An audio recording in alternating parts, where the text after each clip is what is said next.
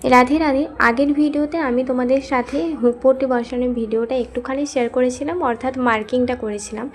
এখন আমি দেখো লাইলিনটা এখানে সেলাই করে নিয়েছি মার্কিং বরাবর। আর এরপরে দেখো লাইলিনের ওপর থেকে সুন্দর করে আমি চাপ সেলাই দিয়ে দিচ্ছি। এই তো চাপ সেলাই দেওয়া হয়ে গেছে। এবার লাইলিনটাকে ডবল ফোল্ড করে ভেতরের অংশে করে দিলাম। তারপরে আমি একদম মুড়ি বরাবর আরও একটা সুন্দর করে সেলাই করে নিচ্ছি। তো সেলাই করে নেওয়ার পর এই যে ওপরের অংশটা রয়েছে এটাকে আমি সুন্দর করে গলার যে শেপটা দিয়েছি সেই শেপ অনুযায়ী মুড়ে এখানে ভেতরে করে তার উপর থেকে সেলাই করে দিচ্ছি।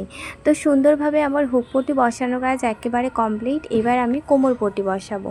তো এই সাইডেরও হুক পট্টিটা আমি বসিয়ে নিচ্ছি, কারণ কি হুক পট্টি বসানোর ভিডিও আমি অনেক তোমাদের সাথে শেয়ার করেছি, সেজন্য আর মিনি ব্লগে শেয়ার করলাম না, নাহলে আসল জায়গাগুলোই বাদ হয়ে যেত। যাই হোক, এখানে আমি কোমর পট্টির যে কাপড়টা নিয়েছি সেটা 1 থেকে 1.5 ইঞ্চ। তো এটাকে আমি ফার্স্টে সেলাই করে তার উপর থেকে চাপ সেলাই করে ভেতরের দিকে ঘুরিয়ে ডবল ফোল্ড করলাম, তারপরেই সেলাই করে দেব। তো সেলাই করলেই আমার কোমর পট্টি বসানোর কাজ একেবারে কমপ্লিট।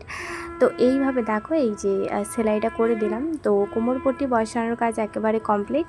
এবার আমি তোমাদেরকে ব্লাউজের ফাইনাল লুকটা শেয়ার করে দিচ্ছি, কেমন লাগলো জানিও। রাধে রাধে।